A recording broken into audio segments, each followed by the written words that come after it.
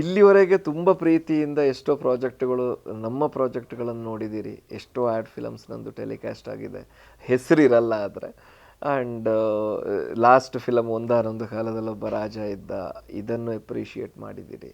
So but ಇದು ಒಂದು ಒಳ್ಳೆ ಪ್ರಯತ್ನ ಮಾಡಿದ್ದೇವೆ, ಇಷ್ಟಪಟ್ಟು ಸಿನಿಮಾ ಮಾಡಿದ್ದೇವೆ. 110% ಒಂದು ಕುಟುಂಬ ಸಮೇತ ಬಂದು ನೋಡುವಂಥ ಸಿನಿಮಾ. ಮೊನ್ನೆ ಸೆನ್ಸರ್ ಆಯಿತು, we are certified UA.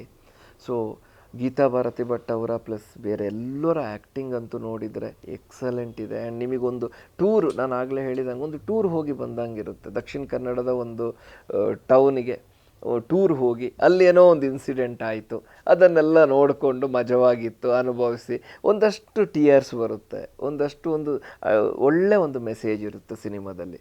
So ನಾನು ಕೇಳ್ಕೊಳ್ಳೋದಷ್ಟೇ, ಒಂದು ಸಿನಿಮಾ ಇಷ್ಟ ಆಯಿತು, ಇಷ್ಟ ಆಗಿ ಅದನ್ನೆಲ್ಲ ಮೆಚ್ಕೊಂಡ್ರು ಅಂತೇಳಿ ಹೇಳಿದರೆ ಆ ಸಿನಿಮಾ ಗೆಲ್ಲುತ್ತೆ. ಆ ಸಿನಿಮಾ ಗೆಲ್ಲೋದ್ರಿಂದ ಅಷ್ಟೂ ಜನಕ್ಕೆ ಇರ್ಬೋದು. ಆ್ಯಂಡ್ ಪ್ರೊಡಕ್ಷನ್ ಹೌಸ್ ಇನ್ನೂ ಬೆಳೆಯುತ್ತೆ, ಇನ್ನೂ ಒಂದಷ್ಟು ಸಿನಿಮಾಗಳು ಬರುತ್ತೆ.